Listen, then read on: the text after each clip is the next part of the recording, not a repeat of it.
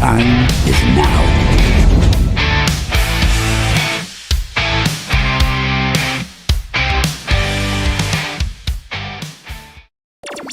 Newcastle United latest news talk. With talkSPORT's Jet Cunningham, live weekly on NUFC Talk TV, the voice of the Toon Army.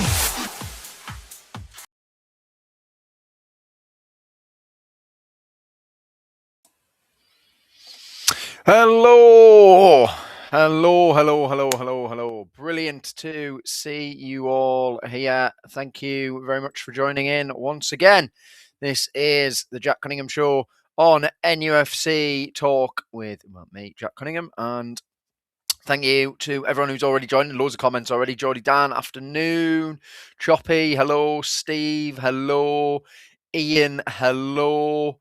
And Still Bad, hello. Kenny, hello as well. And Toon Nut, hello. Well, I'm going to be here until roughly about 1:30. My bed's been made, right? That's it made, look. There you go. It just looks like there's only one pillow. That's it made, right? It's fine. That's the bed made. That's what it looks like. I can't know anything about it. The pillows are fine. That's it made. I've made it before, right? And I've just knocked my camera. So there we go. Mick, hello, afternoon. Or yeah, is it afternoon? Yeah, it's afternoon. Well, unless you're watching it from somewhere else in the morning. So already a few people joining. Hello, everyone. And Choppy saying his former member of parliament was called Jack Cunningham. So, well, hope he was all right. Terry, no, don't worry about it. And Slap in, hello. Tess, hello as well. And Peter, afternoon as well. I'm good, Peter. I'm good. Thank you for all joining me for this again. I've been only done a couple of shows, but absolutely loving it all so far. The interaction from all of you is what has made the shows. Today, what we're going to cover, well, obviously keep your comments in and I'll address whatever you want to talk about as well. But equally, we need to talk about Wolves, don't we? And we need to look ahead to PSV in the Champions League. Unfortunately, we do need to talk about Wolves, possibly one of the worst games of football I have ever seen in my life. Yes, we had loads of possession. Hello, Kevin. Nice to have you on as well. Yes, loads of possession. No problem about that. Knocked it around for endless amounts of time. How many chances did we have? I mean, there were very few. There was a couple from set pieces that were maybe a bit unlucky. I suppose that one that hit Krejci on the line and then it came out of Joe Linton and he missed it. And Trav, hi Jack. Hello, good young, exciting creative Mayfair. Alex Toff. Yeah, I mean, yeah, we will talk about transfers. Don't worry. I'm starting to feel as if we're in for a quiet January, to be brutally honest. It doesn't seem as if Newcastle are going to be doing much, to be honest. And so Jack Cunningham, the MP, wasn't very good. Well, that's good. Hopefully, I'm better than him. Yeah, Wolves. It was one of those games that makes you feel like the squad building has. We're missing. I don't think it's been poor. I just think we're missing some key additions. Yeah, some key additions. And Queen of Hearts, welcome as well. Oh yeah, thank you very much. Yes, definitely hit the like. I will, of course. I'll go through that in a bit, but please hit the like button as well. That would be brilliant. Kim Calm, morning. Hello. Welcome to everyone who is joining. Appreciate you all coming on and joining me this afternoon. I'll be back on Thursday as well. Yeah, look, I'm not going to talk all about Wolves, Kenny. I appreciate that. I just, I get it. Like, it was a really poor game of football, and it showed that what Newcastle are crying out for in those games. You don't have to play them in every game, but in those games, someone to unlock the door. Bruno Guimaraes tried his best. He played some unbelievable passes through. To be fair. I thought they were cut out really well by Wolves. There was a few that were definitely bound for in behind. the Wolves defence, but they got intercepted. At least he was trying something. Harvey Barnes putting some unbelievable crosses. Bruno also putting some unbelievable crosses as well. I think Waldemar should probably scored his first chance when Barnes put it on his head and he just glanced it well wide. What I say about Wolves is that they were better than I think their points tally suggests and shows that Rob Edwards has managed to find a tune out of them. I thought they were aggressive and they worked hard, but we weren't troubled at all. They had 2 shots on target that rolled to Nick Pope both times. Like, I didn't get. I saw some opinions that this Tolu lad up front absolutely tore us apart. He got hooked like really early on, and he did absolutely nothing. And then Strand Larsen came on and did absolutely nothing as well. Newcastle were in total control of the game. If we'd scored a goal, we would have won. I don't think they would have. Because then they would have come out a little bit more, and we would have been able to hit them on the counter attack. There was some good performances, not loads to talk about, but there was some good ones. Thought that Hall was excellent again, putting some really good crosses, and it was trying to be creative at least. And this is interesting from Peter, saying if we don't sign anyone this period, Howe will be out in the summer. I did mention this. I felt like it's not a case of... I don't think it's a case of that's guaranteed, but I think if they're not investing in January, are they maybe keeping their powder dry for the summer, which is an odd one. And Choppy saying if there'd been 2 strikers on the field, will Waldemar have not missed? Yeah, and again that's another point as well, isn't it? A 1-0 put Vissa and Waldemar on. What have you got to lose? So it was extremely disappointing, wasn't it? And I've got to be honest, ahead of the game, I felt there wasn't a load of people who were that confident that we were going to win anyway because of the away performances this season and of the away results this season. We play totally different away from home than we do at home. I don't know where. The best chance we would have had, I thought, of breaking down that Wolves defence was if we pressed as soon as they won the ball back. Press, high up the field, win the ball back, and then they're out of position. And that's where your likes of Harvey Barnes and Gordon, etc., would have been able to thrive and do something. But instead, we just didn't. There was no pressing. And I understand that there's this thing to try and change the way we play to be more adaptive, or better in possession. But some of the players aren't that good in.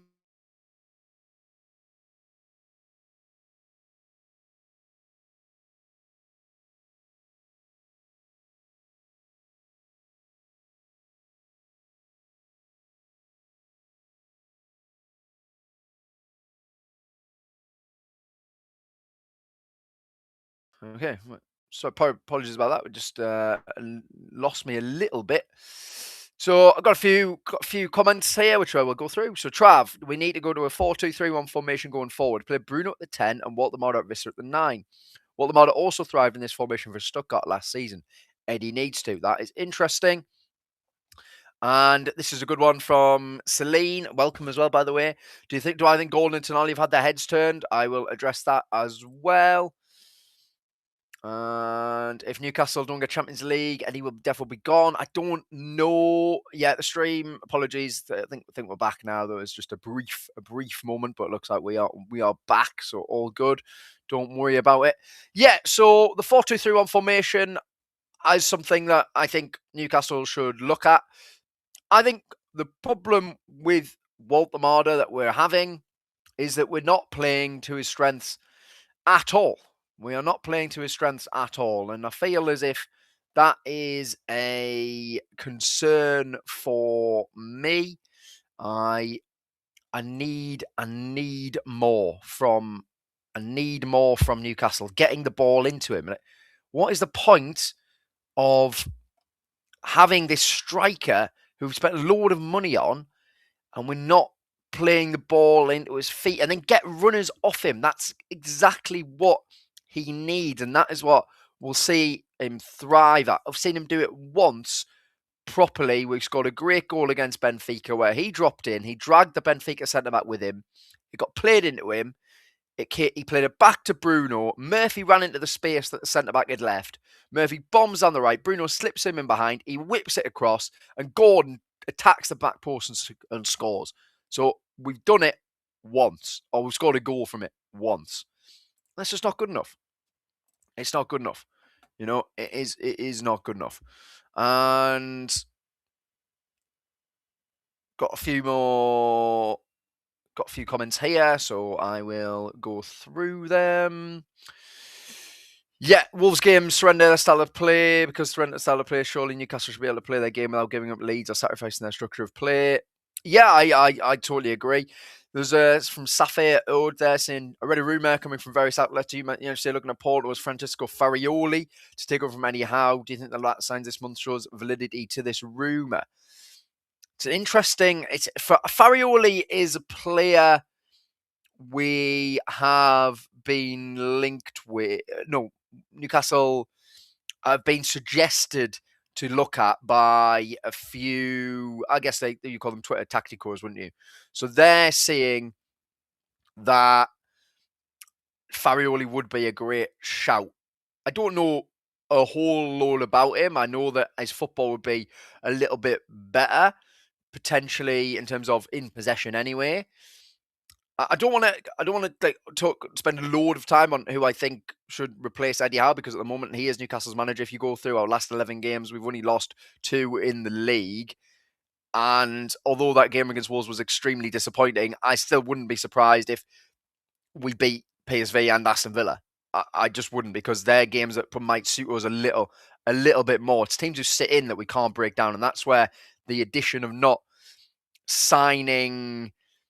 that's where the addition of not signing a creative midfielder is starting to cause problems. Equally, I think Ramsey is a creative midfielder. I've seen him be a creative midfielder. I have no idea why he did not come on against Wolves. He didn't get a single minute. It made no sense, because Joe Linton in a game like that is absolutely pointless. He is pointless. There was no point having Joe Linton in a game like that. Although he had actually our best chances of the match, which was the one where from the set piece he dropped to him and he somehow didn't make any contact with him from about 2 yards out. And then the first header that he headed off the Wolves defender, where if he just heads it normally, it goes in the back of the net. And the other one where I actually thought was in from the Bruno shot, and Sarr did well to actually catch it, to be fair to him. So although he's had... although I thought he had the best chances, I thought on the ball he offered absolutely nothing. He just kept passing backwards to Bruno. Tonali was very poor as well. His touch was really letting him down, and I just think that we needed someone else on there. And I thought Ramsey should have come on the pitch. I have no idea why he didn't. So. And again, about Gordon and Tonali having their heads turned, I don't think Tonali has had his head turned. I think, again, what my colleague at talkSPORT's reporting, Ben Jacobs, he is saying that Tonali is very appreciative of Newcastle for sticking with him during his ban. He has no intention of... Well, thank you very much as well, Steve. I can see that. Sorry, apologies. I just need to get that one up for you. But thank you very much, Steve, for the super chat. I just need to reload.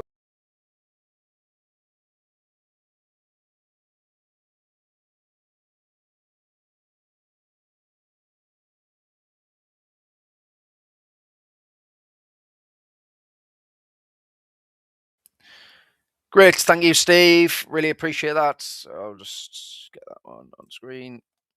Per character say around with his hands saying, hey, you, his glasses. Yes, thanks, Steve. Thank you very much. Really appreciate that, of course, as well. Thank you. Really appreciate it. So, Trav, what's he saying here? 4-1's best for him. Check him out last season when he has runners and a number 10 around him. Tonali or Joe Linton could play in the 2. Yeah, look, I do think that we do need some form of potential change. There's not anything inherently wrong with the 4-3-3.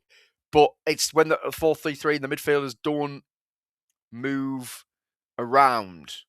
So that's where we are with that. I feel like because they all stand in a line, then there's not enough people sometimes far enough forward to. But I've seen when Ramsey's played, he's picking up pockets of space in between the lines. And this is where it would have been great to see him on Sunday. I assume he will start against PSV tomorrow. We'll go, and again, I will go through a bit of team news in a bit, and I guess I'll give a prediction of some sort that I think the team will be.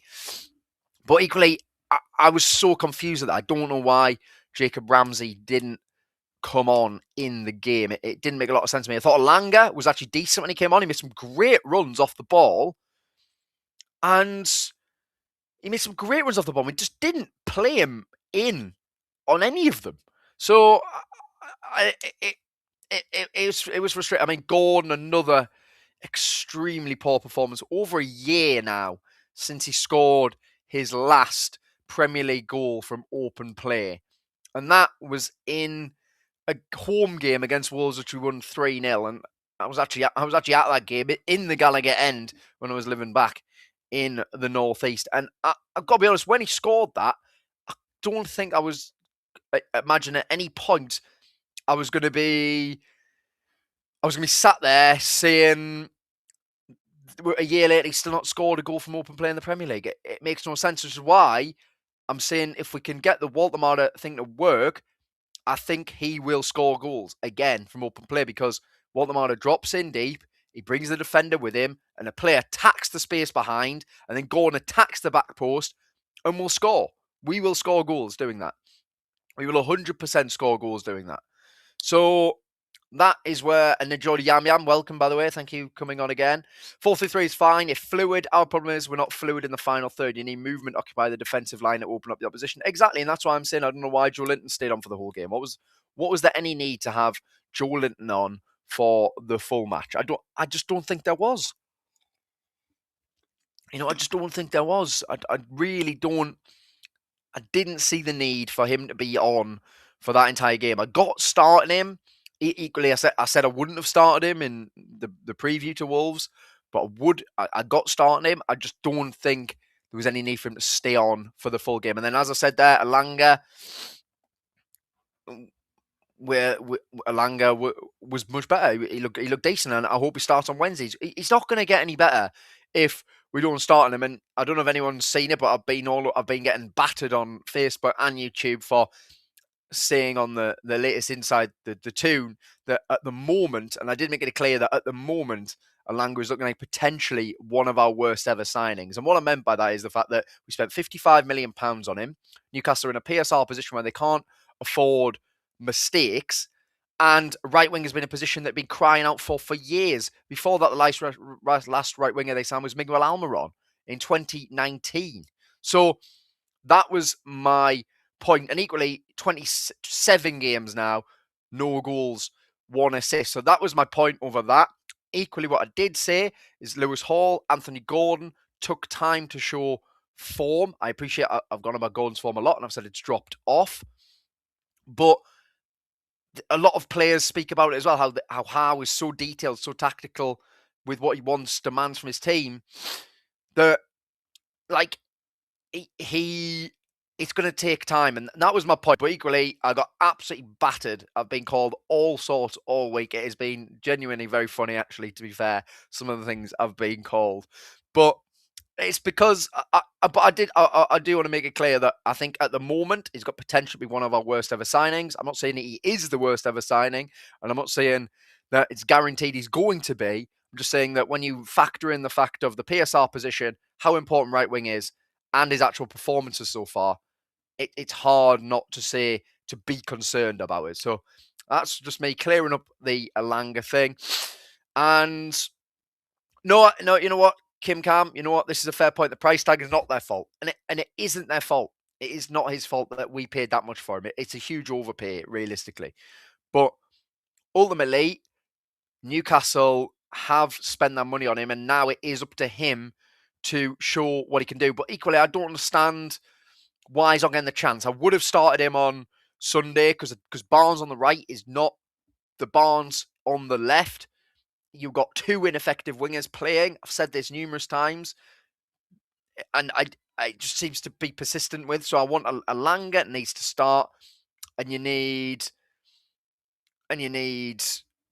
a Barnes on the left on Wednesday. But again, I'll go through the team a little bit later on. I'm going to touch on Wolves for a little bit longer, because it feels to me what the frustration is. Because as I say, the results recently aren't too bad. Realistically, at the last 11 games, it's 2 defeats out of 11. Before that, it was 5 defeats out of 11. And I know the fixture list coming up is horrendous, but equally, these are the games Newcastle actually probably prefer to be in. This is where we can be maybe our aggressive, intense best, and also a threat on the counter-attack as well. So, it's hard to know how those games are going to go. But I just feel as if it was obviously a massive missed opportunity to move 5th potentially in the Premier League, which is quite incredible given the season so far. But I just feel like a lot of frustration, and you can please agree with me or don't agree with me, is that when you look at the league, even Arsenal, it's not that good at the top, and it's because the bottom teams have got better. So there's points out there from basically every team. And with a couple of tweaks, Newcastle probably could have been challenging for the title this season. I'm not saying that is it's going to be a regular thing, but when you look at the quality of the league this year and the amount of points that we've dropped from winning positions, I just think the frustration comes from that. I think that when you look at it, we're very close to being an absolutely top draw team, and it's just either been let down by a few tactical decisions, a few weird selection decisions, and also decisions to not sign certain profile of player. Like if you sign a creative 10 for an away game, I'm not saying, but say Mikkel Damsgaard, who's done very well at Brentford. He is extremely creative, number 10. You wouldn't have to necessarily play him at home against Manchester City. You could go with the Joelinton, Tonali, Bruno, and hello, Hagen Christensen. Welcome. Thank you for joining. And well, thank you for everyone joining. It's a pleasure to have you all with me once again. So that's my thing. I feel like when you look at the Premier League this season at the top, it isn't that good. Now, when we play Aston Villa next week, later this week, they have a huge midfield injury crisis. They're probably going to have to play Tielemans and Bogard in midfield. And that is an opportunity for Newcastle to dominate the midfield battle. And as I've said, I wouldn't be surprised if Newcastle actually win that games. So I've got one from Rackstar. So Rackstar, welcome as well, by the way. Do you think it's down to not being ruthless enough in selling, moving players on, therefore making it stronger to buy better?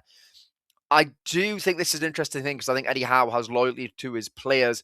Equally, I think the loyalty is deserved. I think the loyalty to the players is deserved. The loyalty to a Nick Pope, a Dan Burn, a Joelinton is deserved because they have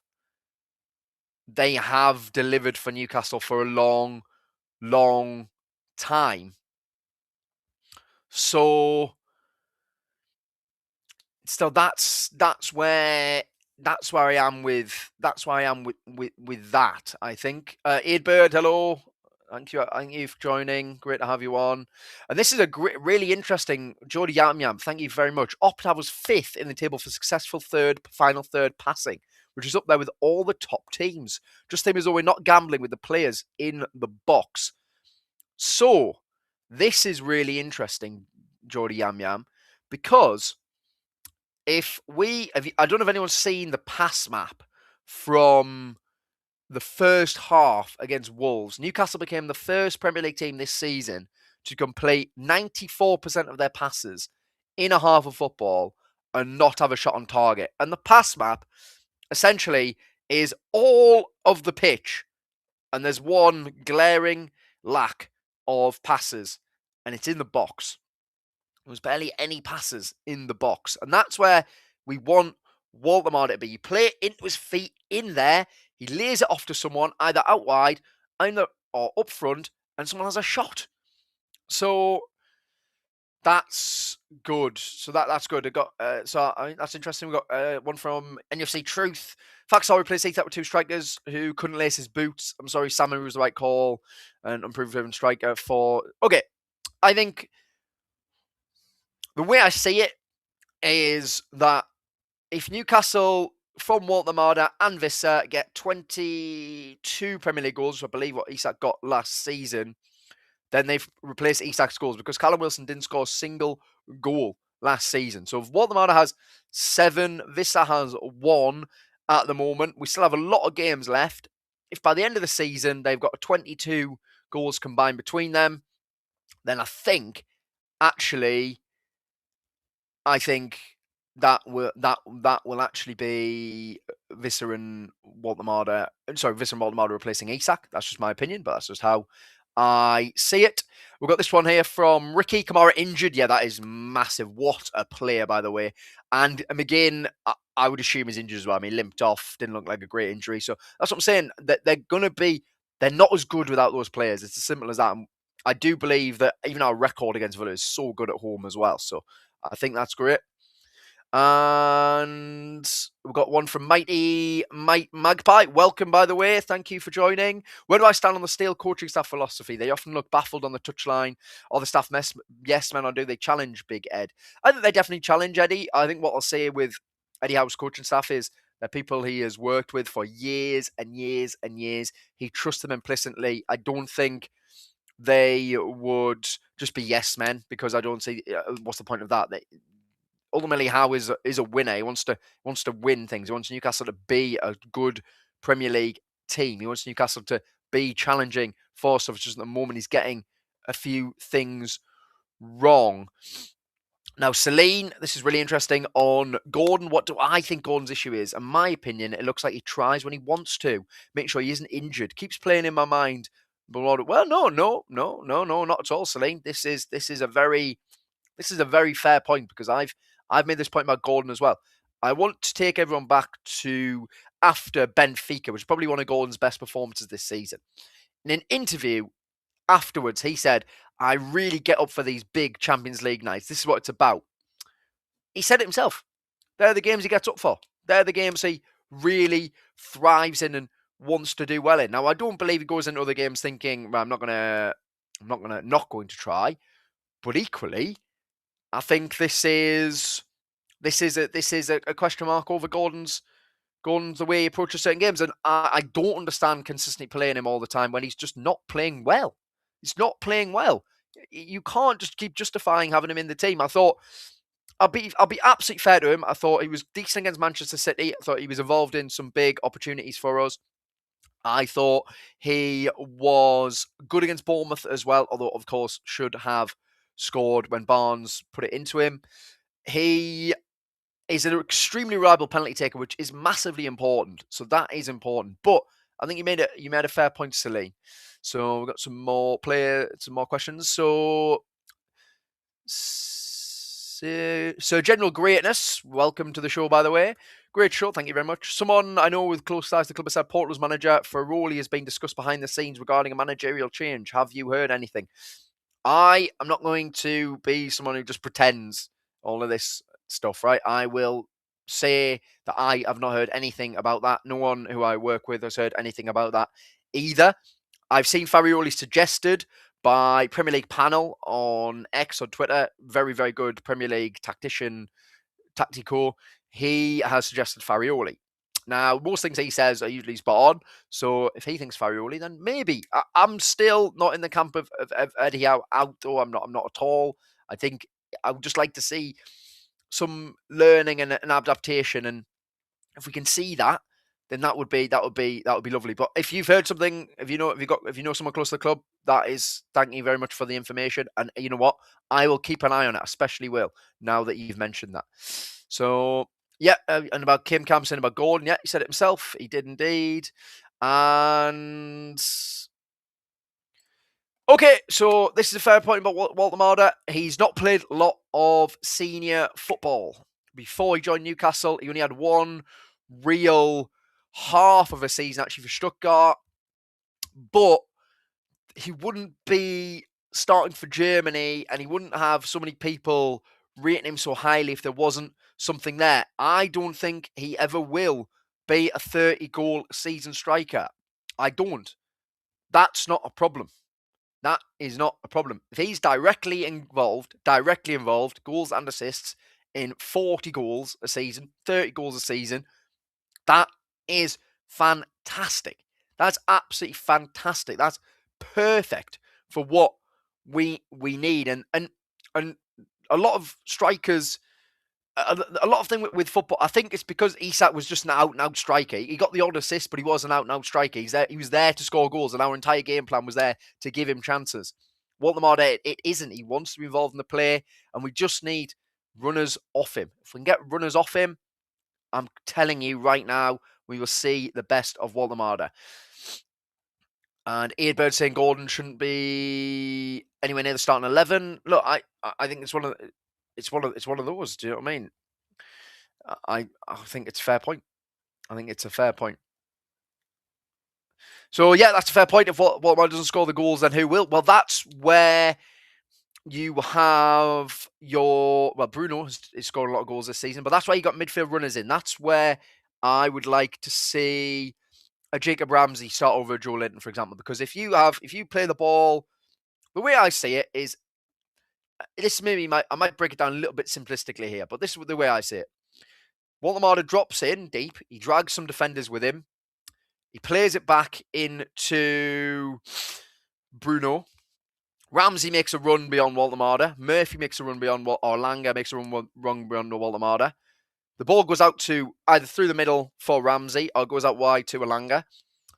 Elanga then squares it in the box. Ramsey's there or Barnes is there. That's how you will get goals. And we've got to learn to play it. And there's loads of comments flying through, so I want to try and get through as many as I can.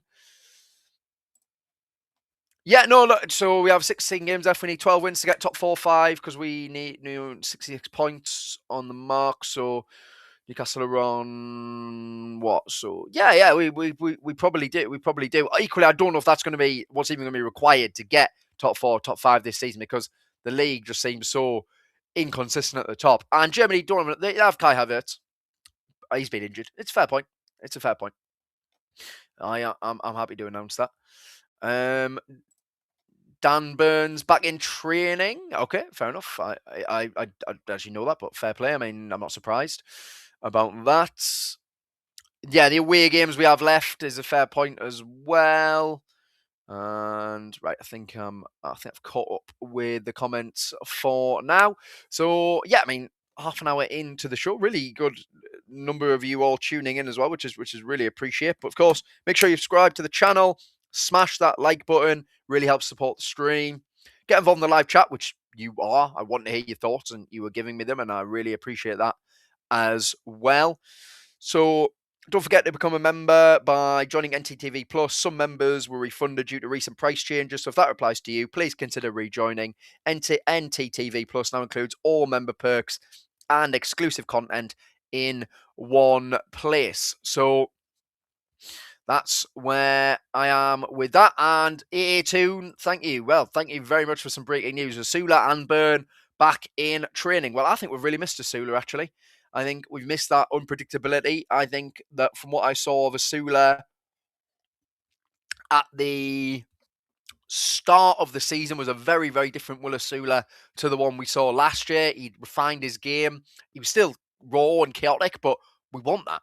You want. I don't want a defender to know what he's going to do when he's running at you because he probably doesn't know what he wants to do either. It's like a Yannick Bolasie or Alan Saint-Maximin.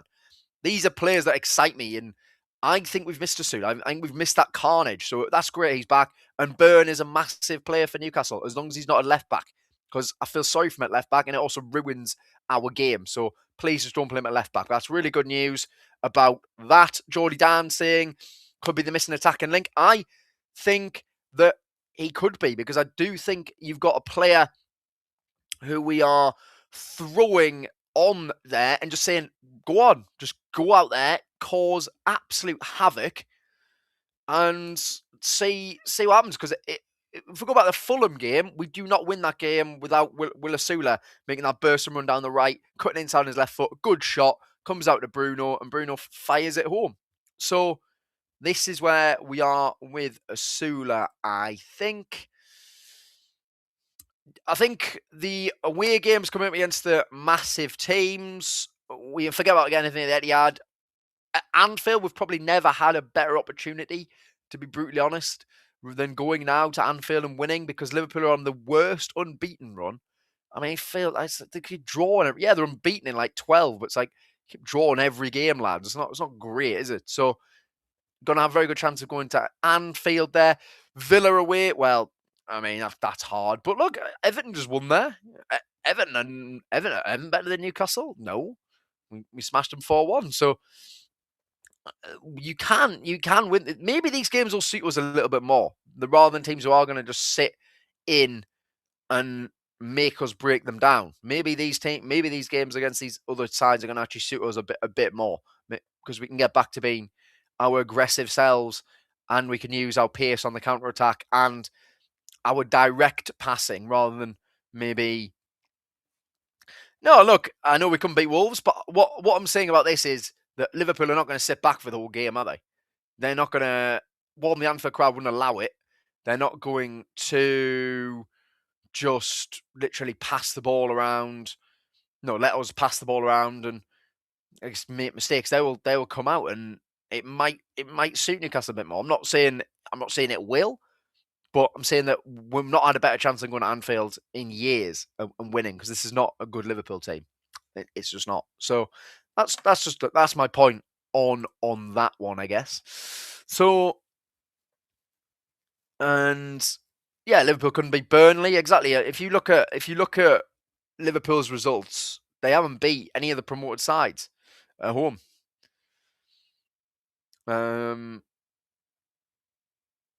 Geordie Howe, man. Welcome, by the way. Thank you for joining. Just shows how low we are feeling when Asula's training is considered as a tonic. I appreciate that some people don't rate Asula very highly. And I think if you go back to last season, he did look very raw. He looked like sometimes he wasn't really a footballer. But I like those ingredients that he has. I like that pace. I like that strength he has. I like the fact he cares about being at Newcastle. I like his character.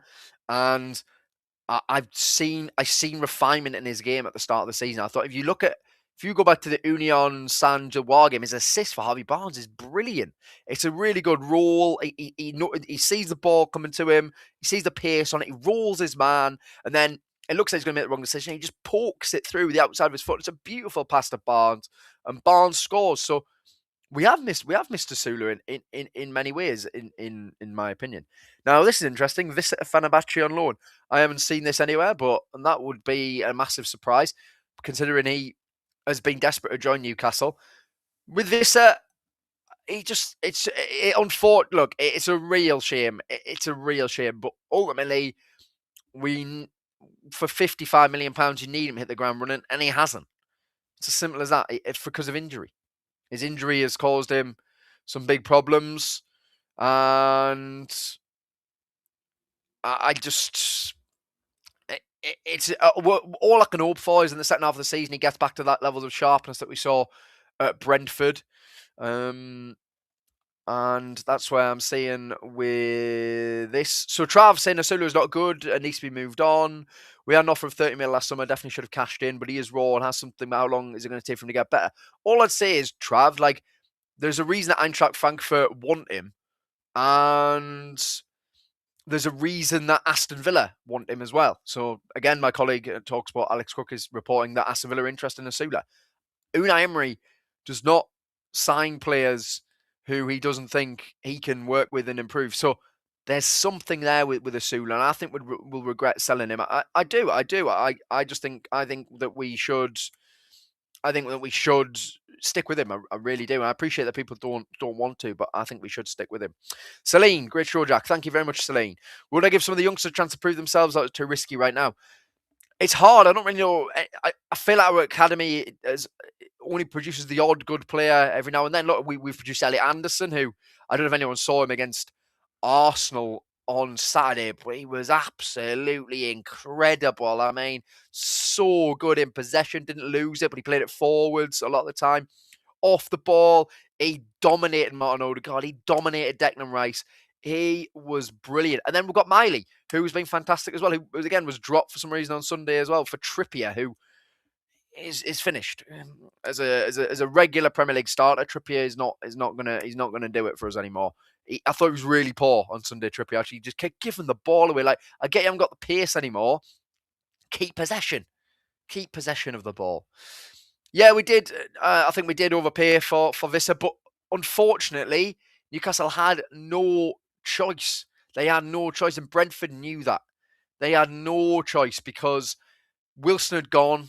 Isak had told us that he would not play for us ever again, even if he'd stayed. So they had to sign another striker. They couldn't just have had one. And in the end, they have actually just had Waldemar because Asula's been injured as well.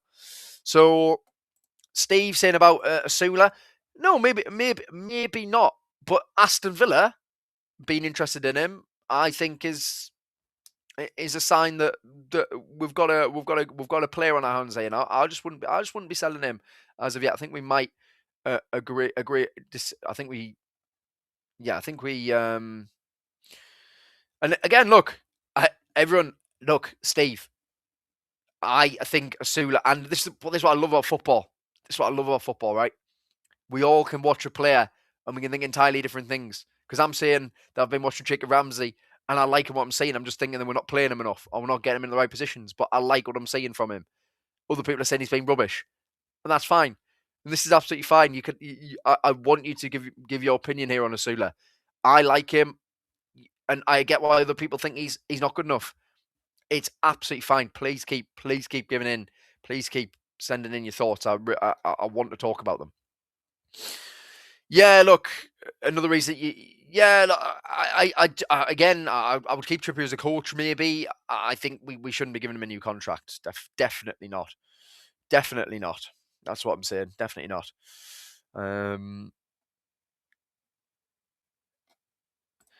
Not saying he might come. Not. All right, that's fair enough. No, Geordie, that's fair enough. No, I understand. But to be fair, just let me know, Geordie, how we man. By the way, appreciate everyone joining as well, of course. And just let me know what you're feeling. What is the despondency about? Is it because you think the Newcastle should be better than they are? Is it because you're thinking maybe results are masking performances? What is it? Because I'm not a happy clapper or anything like that. I try and be a realist as often as I can be. And I just feel as if the negativity is probably because it just feels like a missed opportunity this season. And that's what I'm at. And if people disagree with me and they think it's hopeless and what have you, please let me know as well.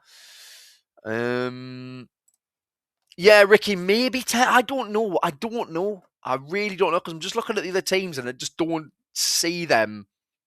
I just don't see them doing it. Other teams can't win games either. And yeah, no, Trav, no, thank you very much. Look, again, like we can't wait on Asula. No, we can't. It's a shame he's been injured because I actually think if he hadn't been injured, I think we would have seen because I saw enough in the first few games of the season that I think we've got something there. Ricky, be happy with Conference League? Yeah, look, any European football, I think I've seen after you sell your striker you've built your entire game around is good. I think the summer is going to be the biggest summer. I think it's going to be the biggest summer since the takeover. I thought last summer was going to be, and it should have been. We missed out on some massive targets in the end. That's where it is. So in the summer, this is the biggest one because we could see a change of manager, and we should. Even if we don't, again and again. But if the club decide that they want to move Howe on, then the club decide they want to move Howe on, then we should. But if Howe stays, we get European football. Howe stays. Maybe go far in the FA Cup, whatever, although Villa away going to be tough, then we should see a big squad overhaul. And that's starting 11 players and squad players. If we don't, then next season probably will be pretty rough. So that's just where I am with that. Yeah, that's fair. Thank you, Jody Yam. So, yeah, that's all good on that one. Afternoon, Claire. Yeah, right wing. Yeah, you know what? He's looked decent on the right wing a few times. I'm not arguing with that. And this is Geordie Howe, man. Yeah, look, performances. Yeah, I get the performances. I'm not. It's hard to think of that many games we've played that well in, isn't it? It is hard to think of that many games we've played that well in. It is. It is. I appreciate that. I appreciate that. And I'm not going to sit here and go, oh, well, look where we were and all this nonsense. I'm not going to say that. But we are still in the Champions League. We're probably going to be in the playoff. We should get a decent playoff as well. At the moment, we'll either play Karabag or PSV again. At the moment, that's if we finish 11th or 12th. And then you're in the last 16, and look, we could have a proper good European tie against a good team. I can't remember actually where the bracket goes from there, but I think it was Atlanta or Inter, I believe. That's what I'm saying. If it stays at where it is now, so I get it. I do get it. I just feel that like we're still in a lot of things, and we're still grinding away. No one's really playing well in the Premier League this season, and that's where the frustration comes from. That it feels like to me we've missed out on an opportunity. That's just where I'm at. Yeah, look, Ross Wilson. Yes, I think Ross Wilson is a really good director of football. As I say, looking like January's gonna be quite quiet. So then it all comes down to the summer, and if he's got some deals ready to go in the summer, that would be perfect. And let's just see how he does. Do you know what I mean? So yeah.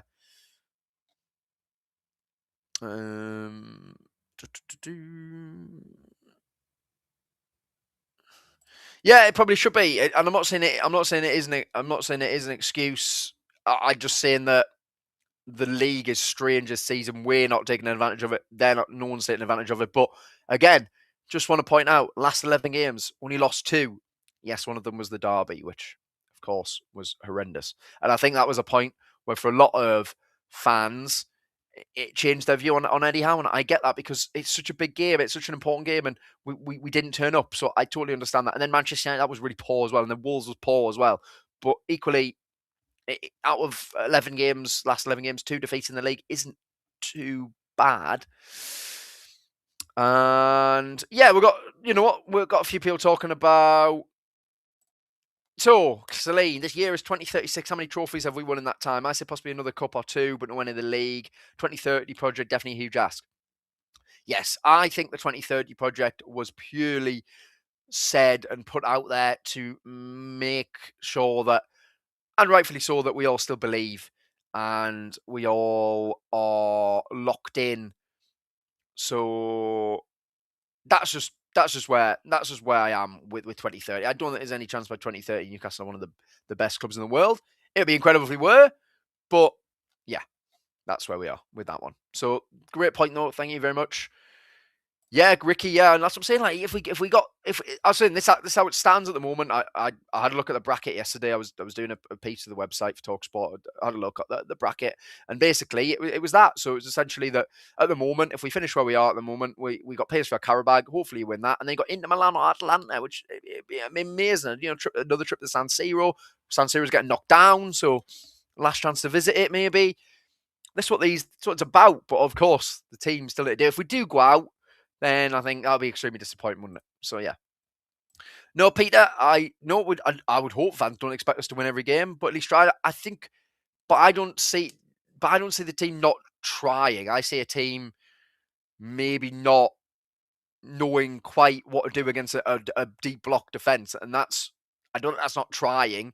I just think that's lack of certain profiles in the squad and some strange decisions on Sunday to, for example, not bring Ramsey on at any point and just play Joe Linton for the full game. So that's just where I am with that one. You know, Everton have beaten Villa 13th. No, PSV. You know, I've seen a few people talking about PSV. Oh, sorry, mate. No problem at all. Not saying that it was about that. That was just a misunderstanding, but all good. All good. No worries at all.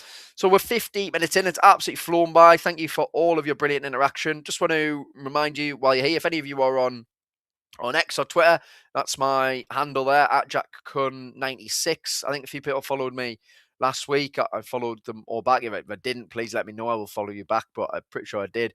And yeah, just give me a follow. My plan is to put more Newcastle stuff out there on my X account, so please do that. And if you haven't seen it as well, Inside the Toon, talkSPORT's weekly Newcastle United show with me, Ollie Klink, Sean Custers, or Adam Cleary. We had Adam Cleary on last week. He's a brilliant tactician, genius, guru. And we discuss Newcastle every week, 50 minutes or so.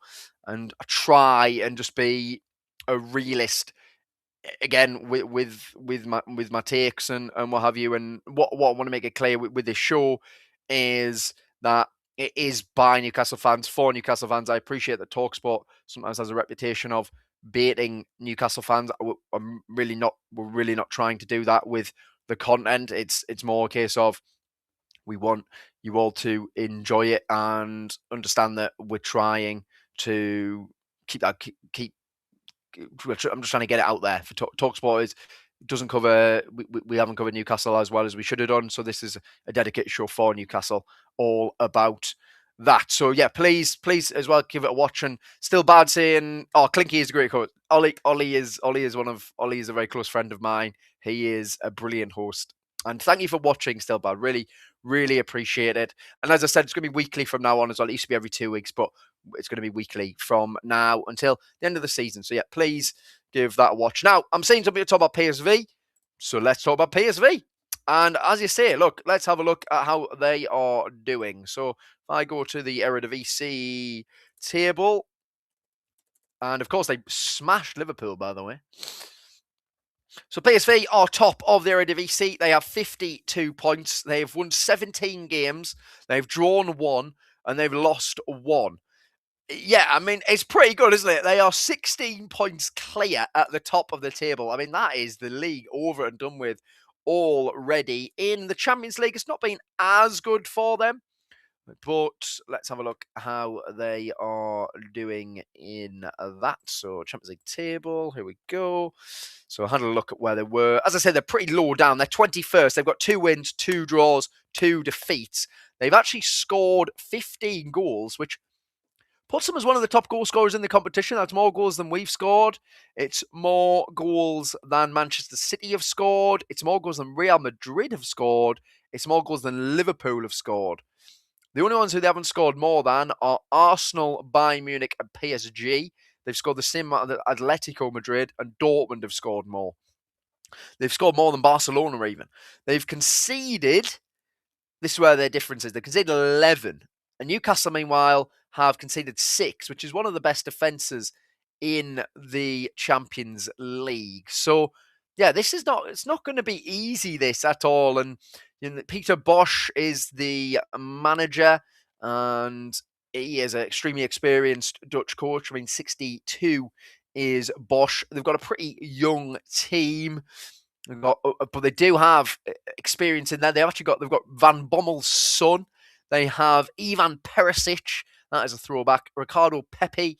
They've got quite a few injuries to a few players. Pepi is injured for this game. Joey Veerman, who is a very good Dutch midfielder.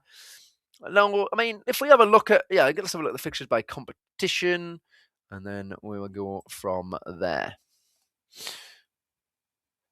And thank you very much. Got a few more comments here. Sorry, where we go. Celine. No problem. No worries at all. Thank you very much for watching. And Claire. Thank you for watching Inside the Toon this week.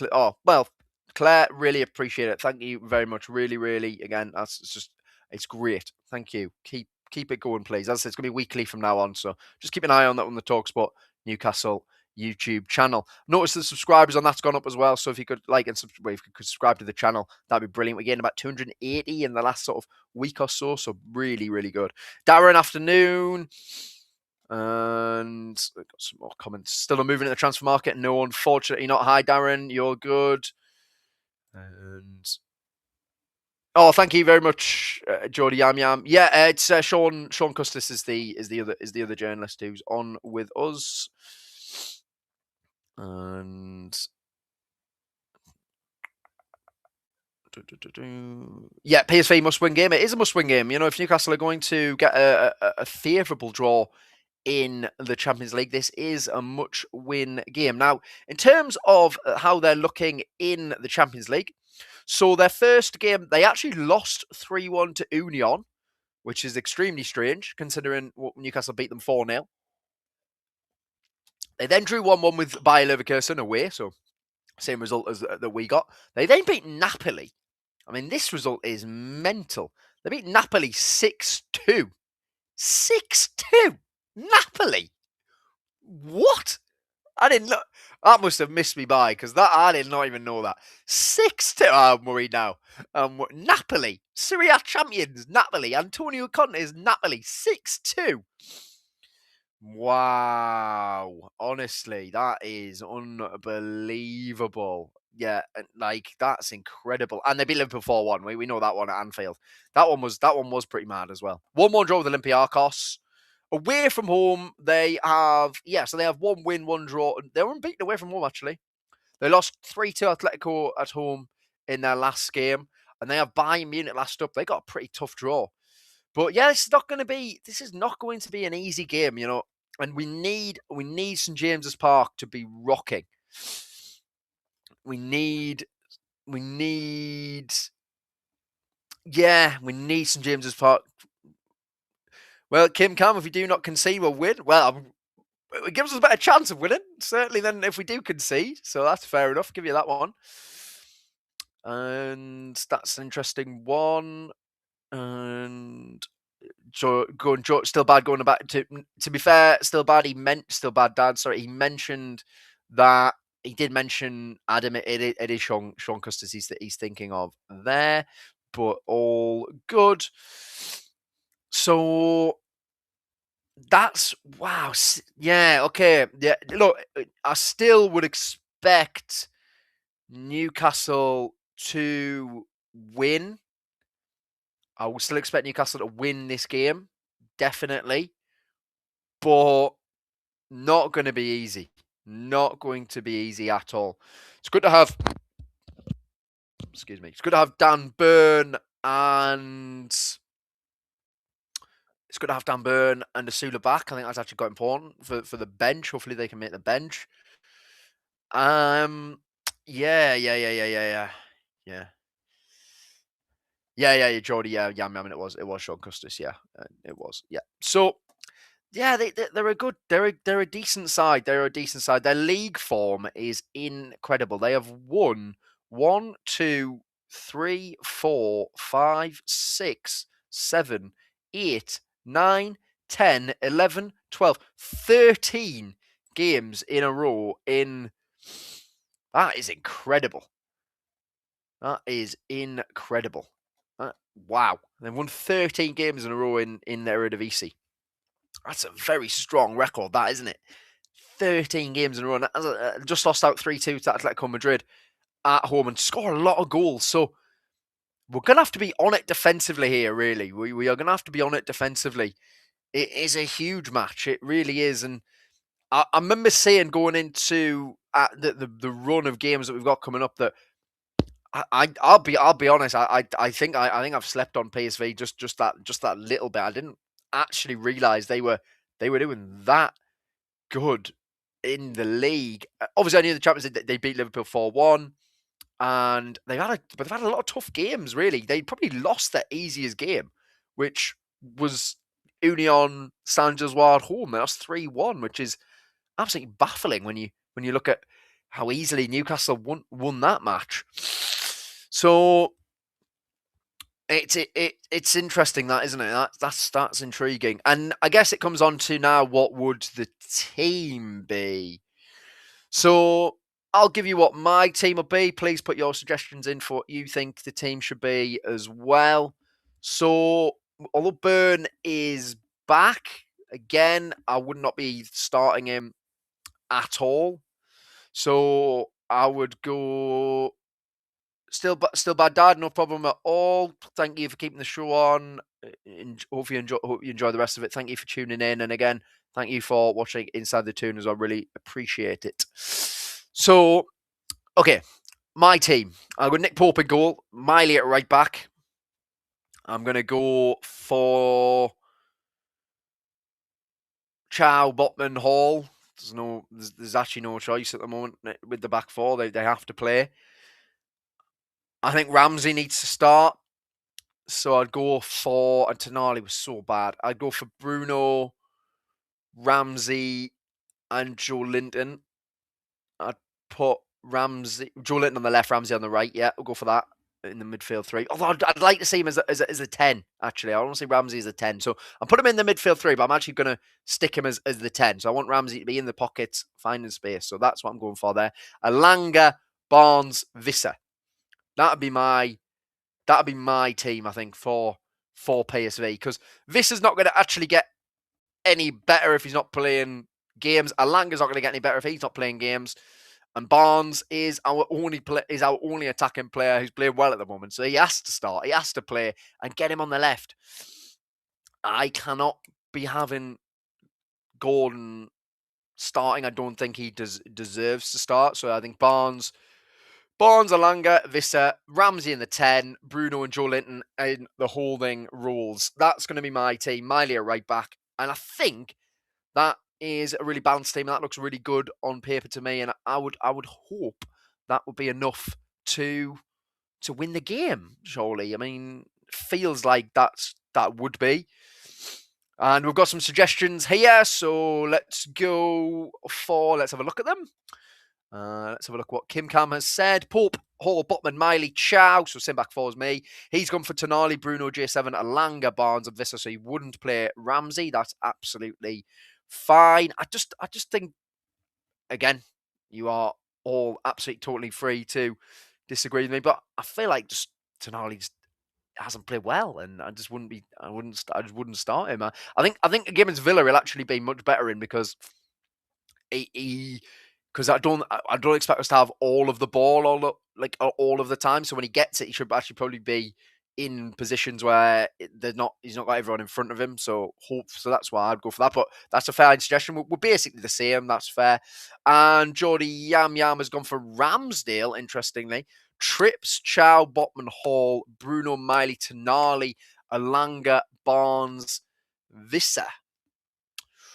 Okay, so this is interesting then. All right, Jordy, Yam, please let me know why you want Ramsdale in. Absolutely fine with that suggestion. I'm just interested. I don't think Trips played well on Sunday at all. If you disagree, again, let me know. Miley in midfield, he is better in midfield. He is, and it's a shame that at the moment, because of Tino Livermento's injury, you're probably going to have to play him at right back. But yes, I would like him in midfield, and you wouldn't have Joe Linton in, and you wouldn't have and you wouldn't have Ramsey, and that's fine. We've all got the same front three though so far, so that's interesting. So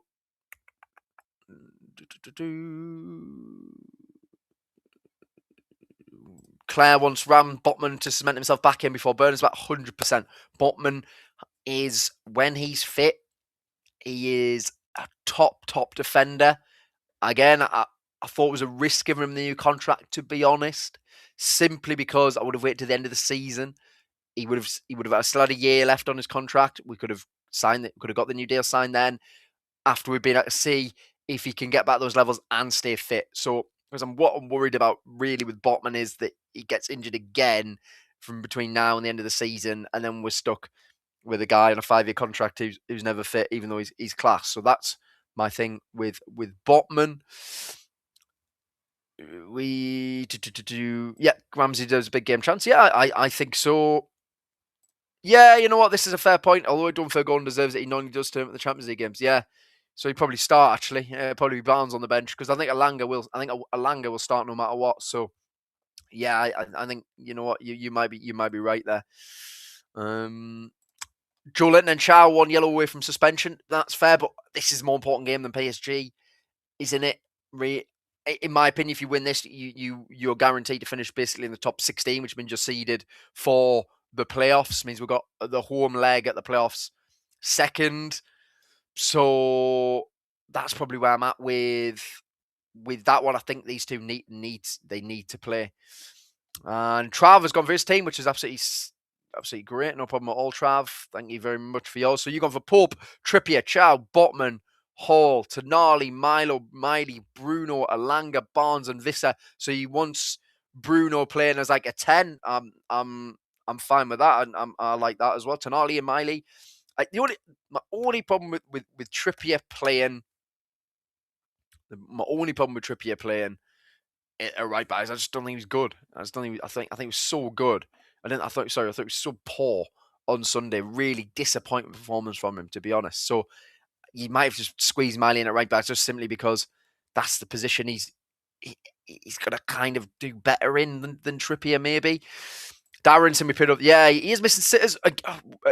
I've seen him be sharp, and when he gets his sharpness back, he will score goals for us. It's just such a shame we have massively overpaid for him, and he's been injured. He's not sharp, and that is the problem we have.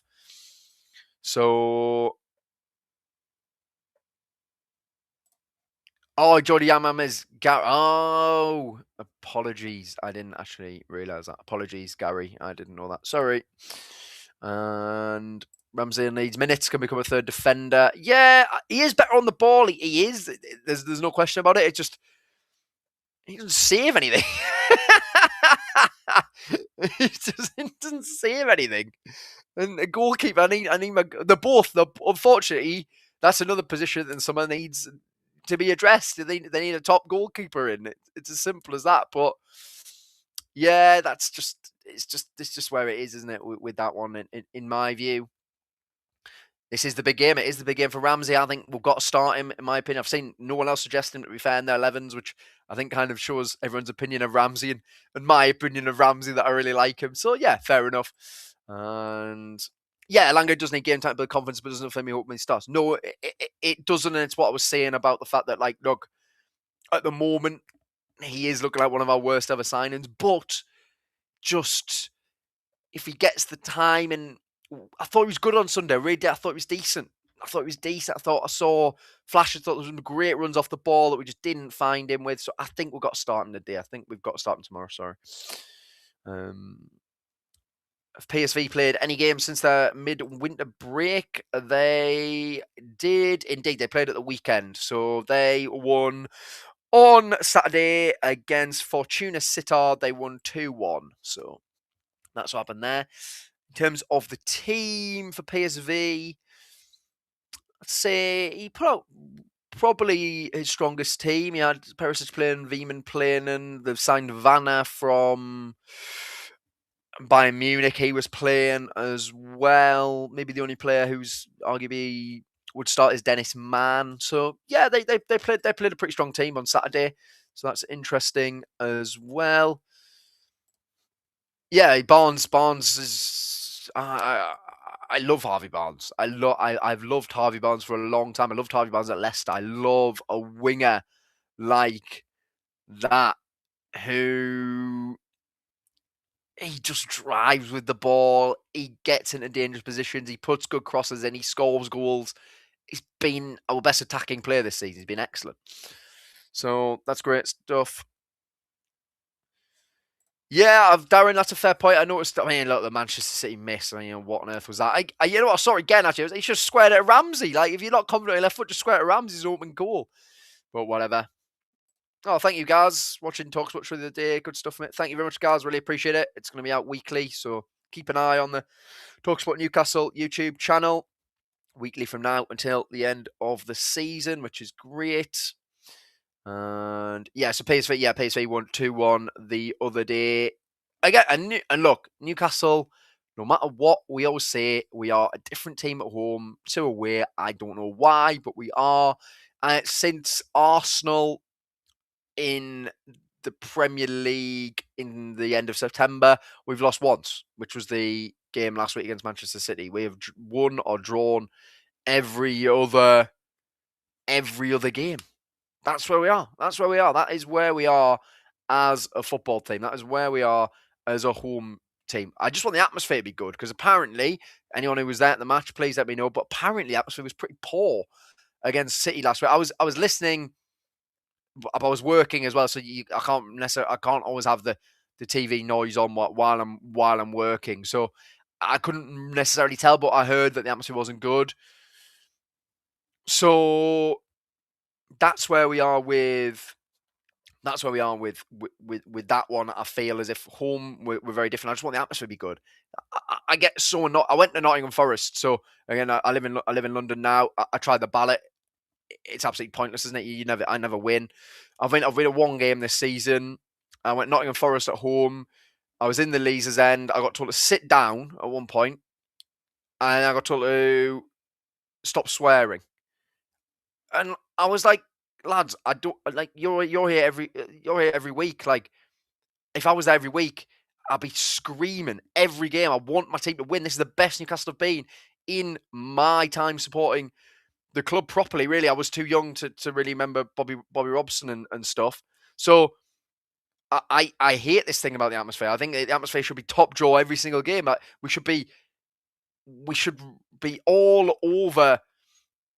We should be all over it every match. Like, there's someone like me or some of my mates who'd be desperate to be in there screaming every match. That's what you want. Like, I'm sorry that I'm there to shout the team. And the fact I got to sit down was unbelievable. And the fact I got to stop swearing was even more unbelievable. I was like, no, like, this is me getting to go to a game that I don't usually get to go to, and that was what the end result. That was what the end result was. So I wasn't happy. I wasn't happy with that, to be honest. And heard fans report Wolves too. Yeah, maybe. Yeah. Terrible away end. Yeah, it's a terrible away end, isn't it? Yeah, it is, to be fair. But yeah, Kim Cam saying that the atmosphere is a worry. Yeah, I think it is as well. I think the atmosphere should be a lot better than it sometimes is in games. I don't want people to turn up and be taking it for granted. Like, we should never take for granted that we are now still a very good team.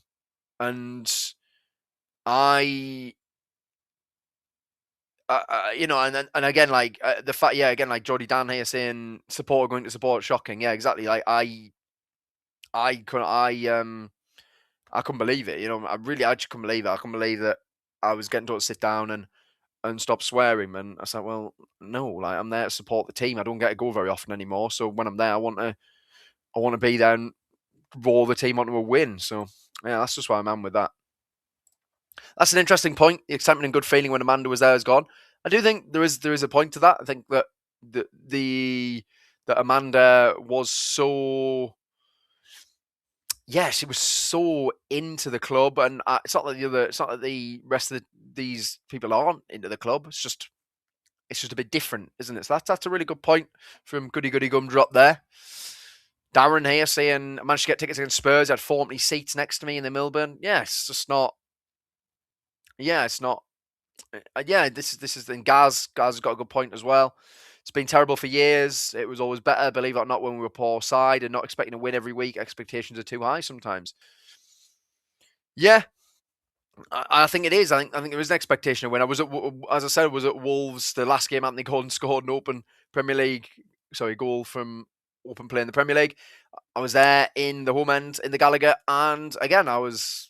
I was one of the only ones chanting, and it was a bit strange. I didn't really get it. I think that we as fans should be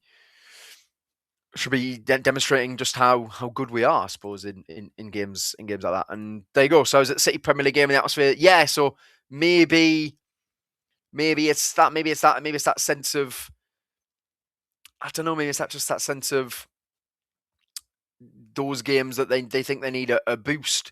The fans really turn up. And again, I know it's not like I'm just sitting here and criticise everyone who goes to James Park, because I know it's not the case. It's just it should be good in every game. We're not like these other clubs, really, and we should be on it. D-Man TV, welcome, by the way. Atmosphere rocking tonight. I hope it is. I really hope it is. I hope against PSV they turn up and it's an absolute, carnage. Because what I will say, I don't really like the European style of away. Like, I don't really like the European away. I feel like that's just not. Yeah, I don't like that, to be honest. Chanting at 7-0 down no matter what. It's just more a case of, like, you're not really reacting to the game. I do think that when Premier League atmospheres are on it, they're some of the best in the world because they're more reactive to the game. And when St James's Park is alive, it's the best place in the world to be. It just should be alive in every game, and maybe that expectation of because we are a good side now, not finished lower than 7th in 3 full Premier League years under Eddie Howe. Maybe it is causing an impact on the atmosphere. I think the club should do a bit more about it. Maybe reduce the singing section in the Leazes. I used to stand there. That was when my season ticket was. That was brilliant. We were terrible. We were absolutely awful. But the atmosphere was great. But we were apart from 2011-12 season where we were unbelievable. But apart from that, we were terrible. So I think that's where it is. A few more comments here. PSR. Yeah, that's fair. And Steve saying he's sitting on 15 years, he left the UK and he can't get a ticket for love or money. Yeah, you can't. The ballot is very strange. It feels like once you win one, I don't know if you have won one, by the way, Steve, but it feels like once you win one, you've got a lower chance of winning another one. Because I won a couple at the start of the season and then I've not won one since. So that's a good one. Yeah, oh no, this is a massive problem as well. This is the selling of tickets for massive prices. Yeah, it's a disgrace. It's a disgrace. Luckily, it's going to be made illegal, so we will see all of these websites disappear. Certainly, with having them on sale for twice or triple the price, because it's people selling them on. It's not right. It's not right. It's just not right. I don't agree with it. Trav, the atmosphere is quite down as the football has been really boring to watch this season, but I think the Premier League as a whole has been boring. We've had more goalless draws already than we had in the entire last season. So I saw stats. So the Wolves-Newcastle game was the 17th goalless draw of the season. Last year, there was only 16 across the whole year. So, but then I think Newcastle have actually been one of the more exciting teams. I think we've produced 2 of the best games of the season. That 3-2 to Liverpool, of course, we lost. And the home has done nothing since, because of course he hasn't. But still, we lost, yes, but the game was brilliant. I think it was a great game. It was a fantastic game of football. And then Leeds, one of the best games in a long time. So I don't think Newcastle have been necessarily boring. I think a lot of other teams have been very boring, and we've been bad in games.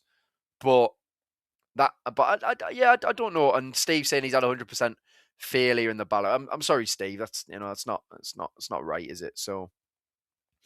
And D-Man said he didn't win a ballot for all season. Then this season, 6 out of 8. Oh, that's I'm pleased that you actually go into the games a bit. That's really good. So that's actually really good. And yeah, someone I know. Yeah, these websites. Yeah, they need shutting down. That they're a joke. They're an absolute joke.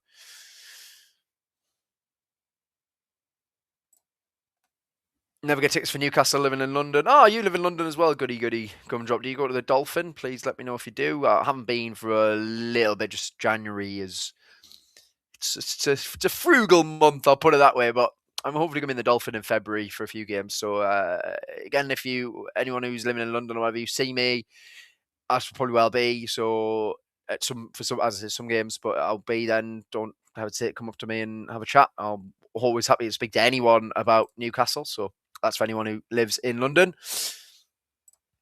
Yeah, all the people in the ballot. Look, the ballot and the membership. The fact that it's a never-ending membership. I mean, I can go on now, and I've already got membership, but someone can go on now and get a membership that'll take them to the end of the season. The memberships don't stop selling. So every single week in the ballot, there's more and more members. And to be a member, you don't even have to be a Newcastle fan, which is why we end up with a lot of people who aren't even Newcastle fans end up sitting in the home end. And I think it's just it's a problem across all of football, because it's an obsession with just making money rather than creating somewhere that is absolutely hostile to playing and delivering on the pitch. And still, we're one of the hardest places to go and play at in the Premier League, but it's just not as good as it could be. And that's my frustration. So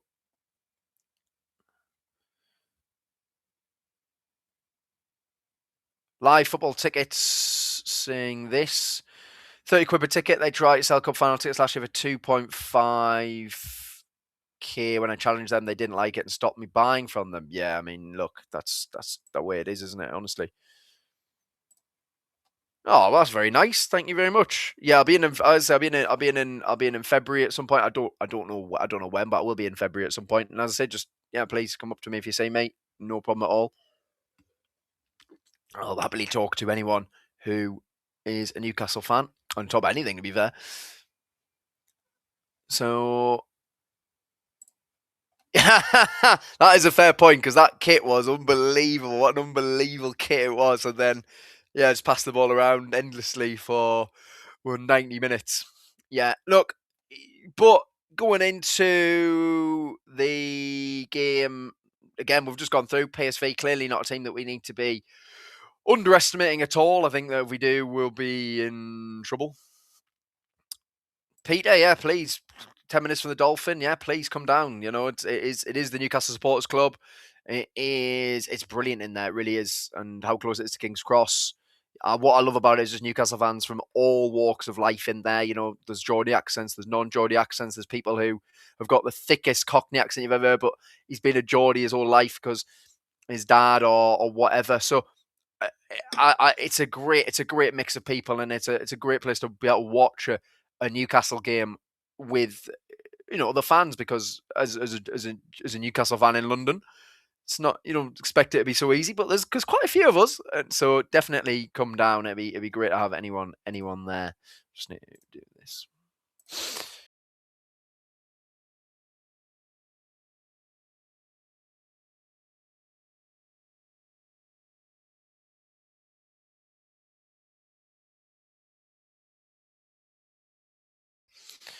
Yeah, so that's where we are with that. So got about 5 minutes or so left, but I felt like we've covered loads of stuff, and the interaction has been brilliant as always. Appreciate all of your comments and getting involved. And just a reminder, of course, to hit like and subscribe. And remember to sign up to NTTV Plus as well. It's £4.99. You become a member, you get all the exclusive content, and we can keep bringing you all of this stuff. So that'd be all fantastic, and just keep doing that. Really appreciate it from all of you getting involved in the conversations and just making this really fun. And I hope everyone's enjoying the show as well. It's going to be 2 times a week, I think, is the plan. And the next one is on Thursday, 12 o'clock again, where we'll be looking at what happened against PSV, of course. So that is what's going to be the big one. We'll be reflecting on what's happened with PSV. Hopefully there's some transfer news to talk about, because that'd be nice, wouldn't it? But it's looking like a very quiet month for every team, unless you're called Manchester City and you spend, they spent 80 million, roughly. Oh, Colton, afternoon, hello. Yeah, they spent, 80 million on Antoine Semenyo and Mark Gahey. There's been barely anything else happening across the Premier League. I saw Oscar Bob could be going to Fulham.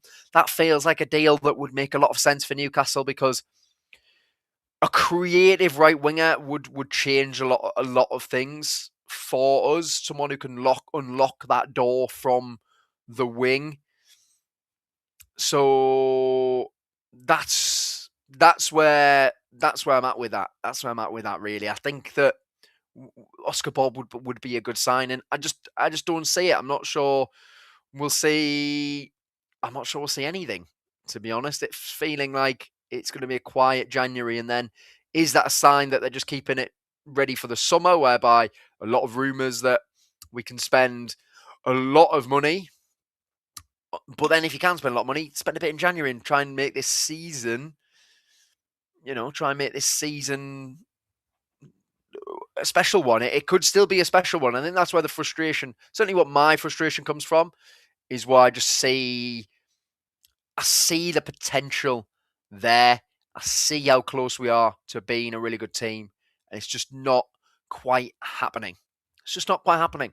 And there's tweaks happening in the tactical setup, and there's just a few profiles in the squad that are missing. If you get those profiles, Norton Cuffy, I did see that link, Kenny, and apologies if you've mentioned that already.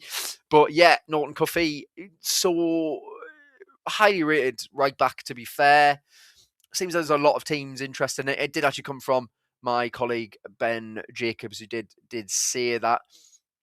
I will be absolutely totally honest. I don't know too much about him. Equally, if we start to see some interest growing and solidifying, I'll make sure that for Thursday, I've got a lot more on Norton Cuffy. I know that Artie's an Arsenal Academy graduate, and they'll probably be due a little bit of a sell-on clause, but it is what it is, isn't it? So Bob to Fulham is a waste. Yeah, I think I think it is, but I think Margot Silva is a very good manager, and I'm sure he'll get the best out of Oscar Bob. But Newcastle should be in for that. I think that's where I am with that one, to be honest.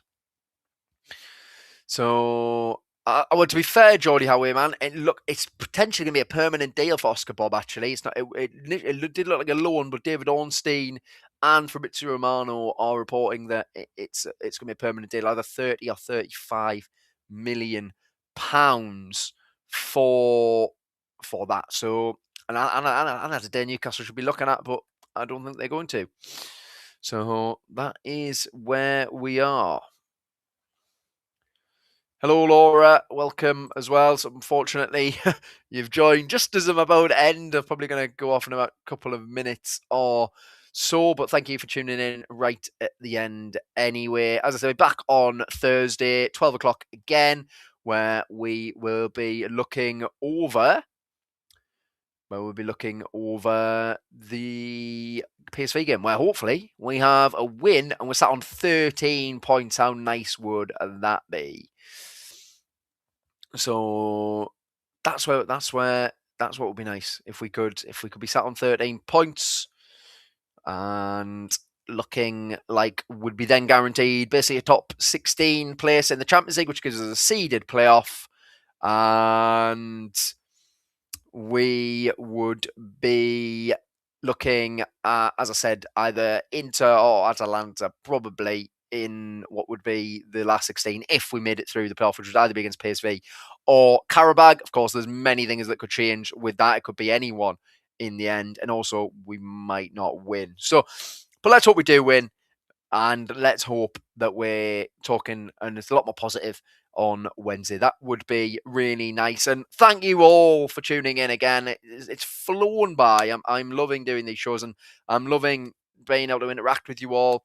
You all, even though we don't agree on everything, that's absolutely fine. You're all clearly passionate Newcastle fans, and really appreciate all of your contributions. And I'll try and always get through as many as I can. And again, just really appreciate it. It's great. Quick reminder, like and subscribe. Sign up to NTTV. If you're not a member already, it's £4.99. Get all the exclusive access. And remember, Inside the Toon, we're going to be filming the latest one on Thursday again. So actually, Thursday is a busy day for me. I'm in the office in the morning filming that, and then I'm back here into my house to do this again. And it would be brilliant. So, brilliant. Thank you very much, Laura. What an appreciation that is. Thank you. You've only been on for 2 minutes, but very, very nice. Really appreciate it. So, thank you. Great stuff. Yep. So, thank you all again. You've all been absolutely brilliant. As always, I'll be back on Thursday, where we're going to be talking, hopefully, about a Newcastle win. I'll see you later.